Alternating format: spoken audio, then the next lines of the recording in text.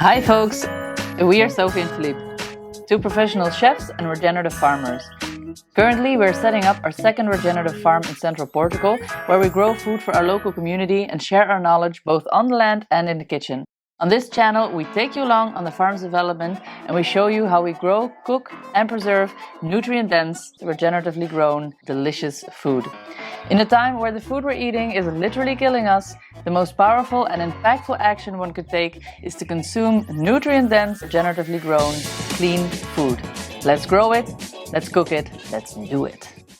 So in today's video I'm going to show you interesting and fun ways to deal with an excess of lettuce. So let us make some delicious lettuce.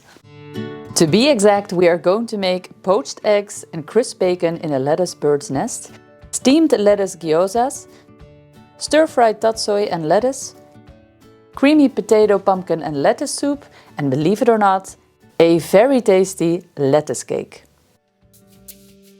For those of you who want to skip straight to the recipe, just go to minute 3:45. For those of you who want to join me in the garden, keep watching, especially if you want to see me chattering away a little while I'm washing lettuce.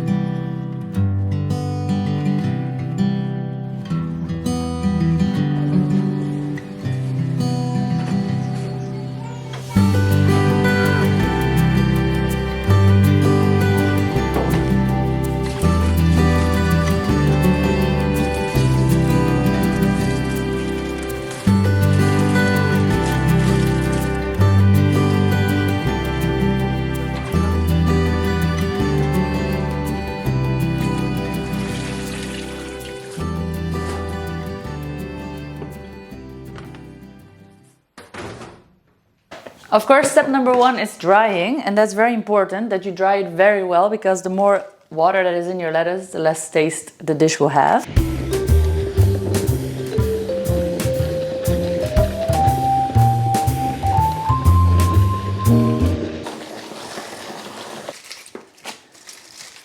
No matter how you shake and dance, the last water drop in the lettuce will always fall into your pants.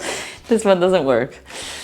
Okay, a good final check. You see here a few more dirty leaves. If you wash a lot of lettuce at once, sometimes some don't get clean all the way properly, so good to check all those nooks and crannies. The first dish that I want to teach you is called the bird's nest. So what we're going to do is we're going to literally make a little nest of lettuce in which we're going to pop a poached egg, and then we're going to top that off with a little bit of crispy bacon. Super delicious. A great way to use a lot of lettuce, and I'm going to show you how. The first element of this dish is going to be the croutons.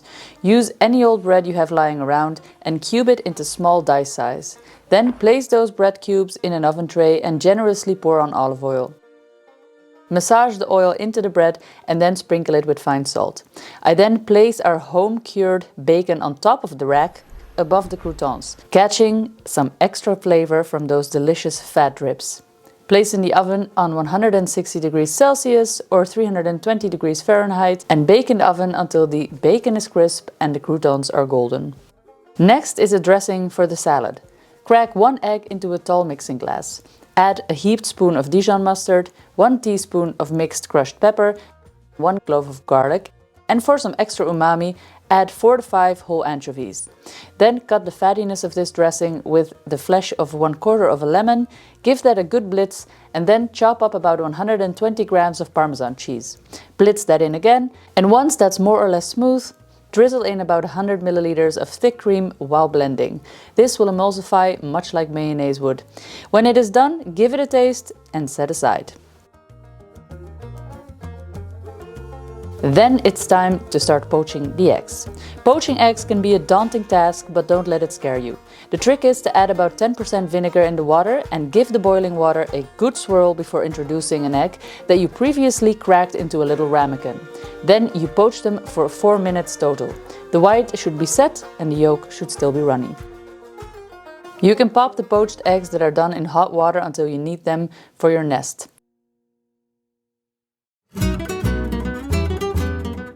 Then slice your lettuce very finely and marinate it with your dressing. Make sure it's evenly mixed before it's time to plate.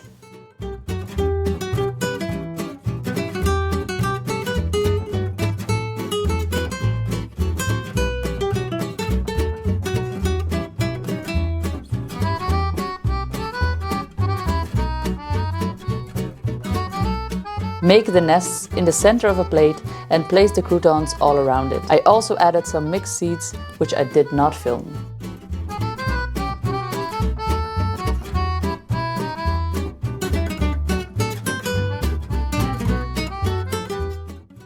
This quirky salad is wonderful to serve as it always gets a great reaction. We enjoyed it outside in the somewhat cold weather with the family.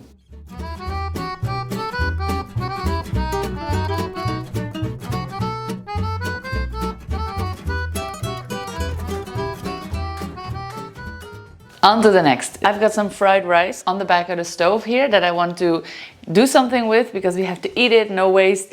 And we have these huge, very flexible lettuce leaves over here. What we're going to do is going to make a little filling. You could also do this with ground meat or with lentils. You just want to make sure that it holds. So I'm going to add 1 egg. I'm going to blitz 1/3 of the fried rice with a blender to make it into a paste. And then I'm going to mix the other normal rice in. Then we're going to package these little things and we're going to make a delicious little dipping sauce. What you will need in order to make these lettuce gyozas are a steam basket, a wand mixer, a spoon, a clean kitchen towel, a chef's knife, tongs and a bowl.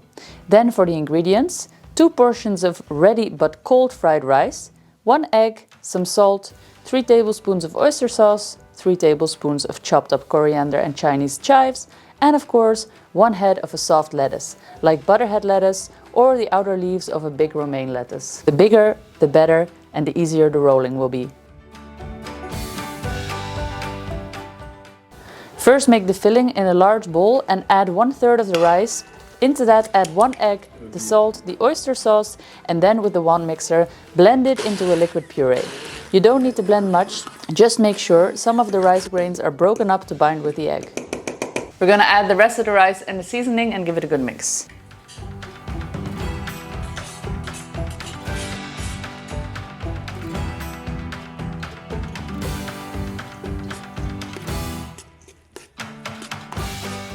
Then we're going to blanch our lettuce leaves. You give them about 30 seconds each. You can see that it's done if the nerve of the lettuce leaf is starting to get translucent. Then you can just move it out of the boiling water.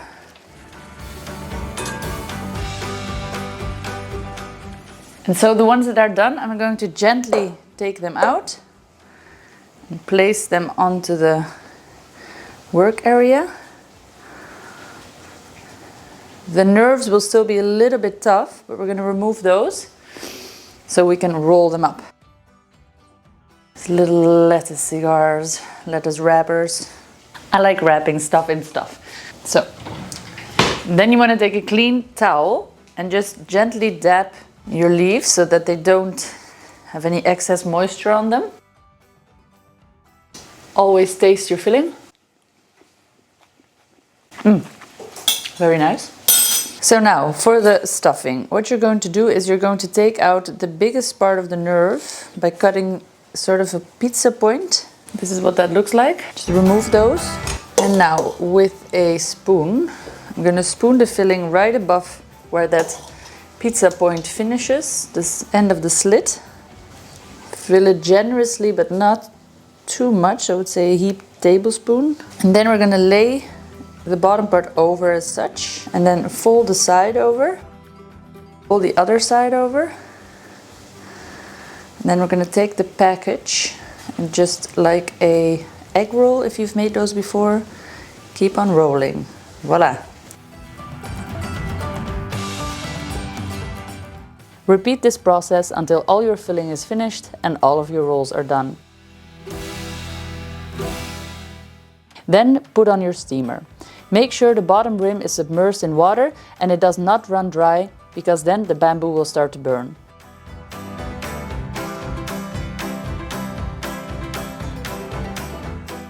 Once the water is boiling and steaming, open the basket and place your lettuce gyozas inside. Steam them for 5 to 8 minutes.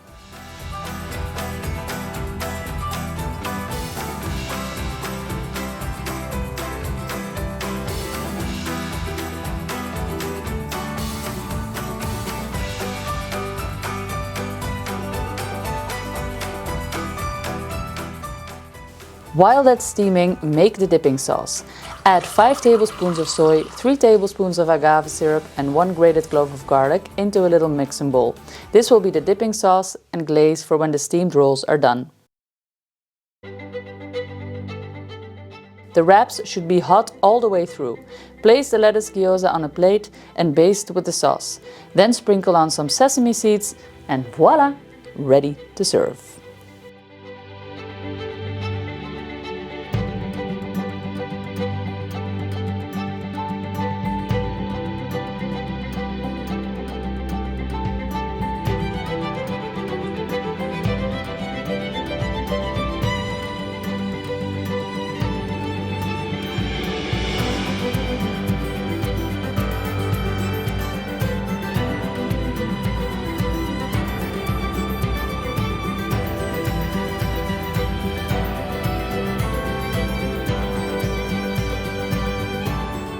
This is good stuff.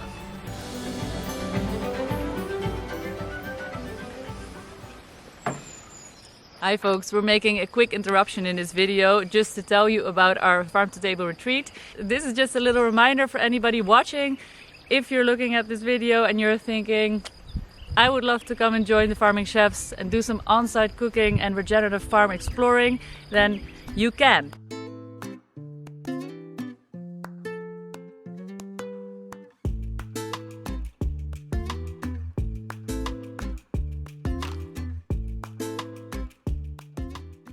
Go and check out all the information that's on our website via the link below. Thank you very much. Back to the video. This tatsoi and lettuce stir fry is really simple and done in just about 5 minutes. You can season this with some extra oyster sauce and fish sauce to boost flavor, or even add some chili at the beginning. This is a very simple recipe though, so just garlic, chicken fat and soy were used. Heat up your chicken fat or any other fat you'd like to use, such as coconut oil. Add in your sliced garlic on a high heat until golden. Then add in the tatsoi stems and 1 minute later pop in your washed and dried lettuce. And 1 minute later the tatsoi leaves as well. Stir fry all of these for about 3 minutes until they are cooked through but still crisp, and then season with your soy sauce. Remove from the heat and serve as a simple side dish.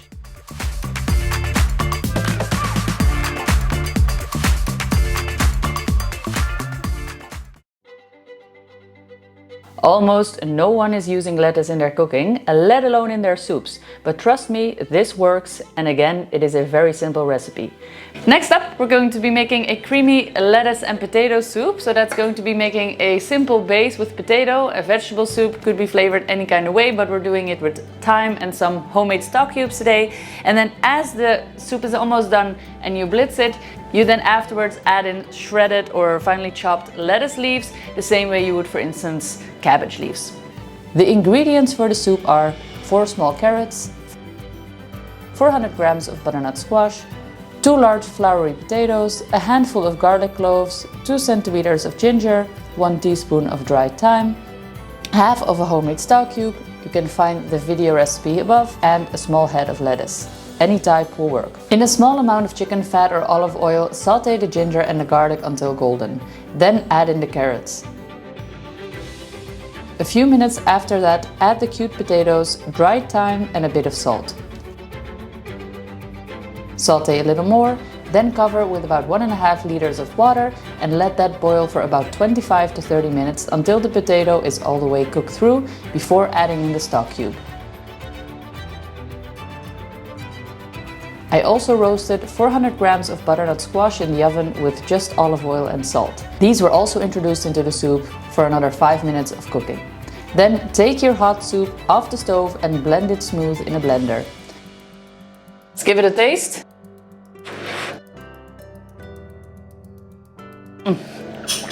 Delish. We're gonna reintroduce this into the pan. Now for the lettuce. Just use any crisp lettuce, like iceberg or a canasta type like a true leaf. Chop about 350 grams of lettuce into bite-sized chunks and stir them into the piping hot soup. Let the soup come back to a boil for about 1 minute and voila, ready to serve. This is a great way to get your kids to eat lettuce if they don't like to eat it raw.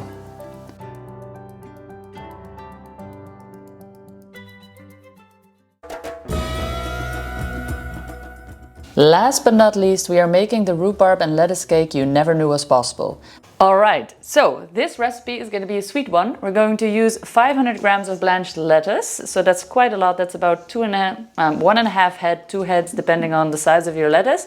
Blanching the lettuce is simple. Just wash it first and then put it into a pot of boiling water for 3 minutes and then remove it into a sieve to drain the excess water. Weigh out 500 grams of the blanched lettuce for the recipe.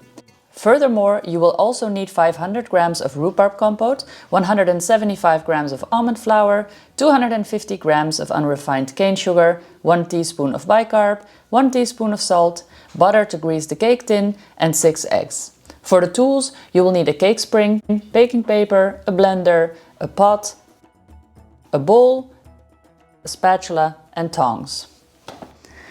First, I'm going to introduce the lettuce into the blender. And then I'm going to crack 6 eggs in there.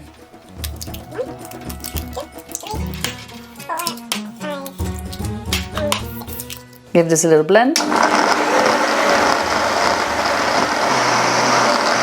Once that's in, we're going to add the sugar, rhubarb, the almonds, 1 teaspoon of bicarb, a bit of salt, elevate the flavor. A little disclaimer for this video. When I'm about to butter the cake tin, there will be some inappropriate jokes made that might not be suitable for underage children. So sorry, just skip a few seconds ahead to keep it PC. The solids stay on top a little bit too much. Spatula, apparently a Dutch invention or Swedish, at least somebody that was very frugal and didn't want to waste a thing. Sounds very Dutch. Toch, een pannenlikker is toch een Nederlandse uitvinding? Of heb ik dat gewoon verzonnen? Do it one more time. Let's give it a taste. Lekker.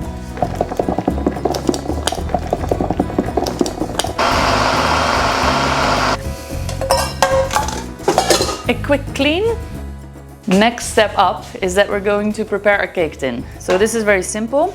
Just need a cake spring that is 9 inches wide or 23 centimeters in diameter. You're going to take yourself a bit of baking paper, not too much, pop it on top, whoop, and close it up. There you're done. There you're done.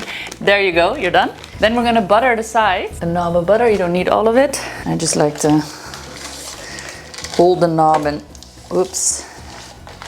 That sounds very wrong, eh, Hans? Hold the knob. Yeah. Maybe I'll edit that out. I just like to hold the knob. Okay, so that's done. Dirty minds turned off again. The color of this mixture is very vibrantly green. Unfortunately, it doesn't stay like that after cooking, or at least not as green. And pour. Make sure sure you get all of that goodness out of there.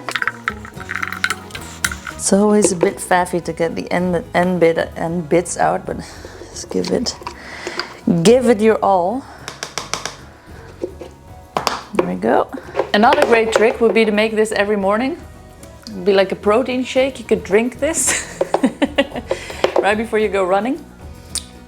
And everybody would think you're just enjoying a good old kale smoothie. Little do they know, you're getting in your lettuce. I do this so that it just nicely evens out. Now I'm gonna put this in the oven on 160 degrees for 35 minutes and see if the wobble's gone. As soon as there's no more wobble, it's done.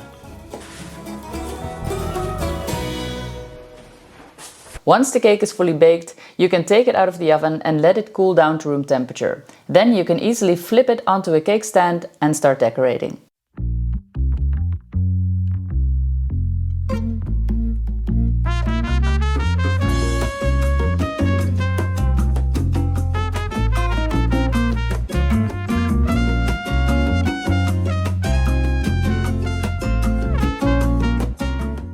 I made a super simple frosting with some mascarpone and yogurt, flavored with 4 spoons of sugar and the juice of half a lemon.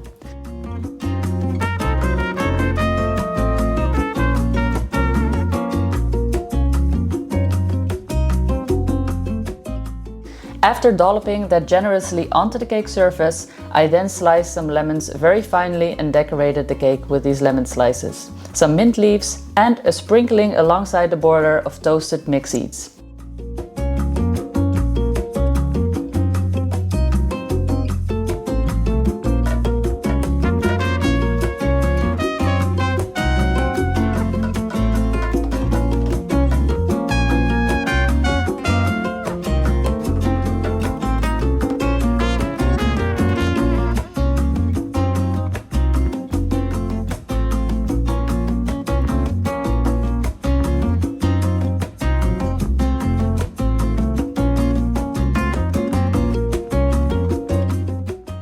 Here is a quick photo shoot of the result and me and my daughter enjoying it in the rain. Spring, unfortunately, has been really rainy these days.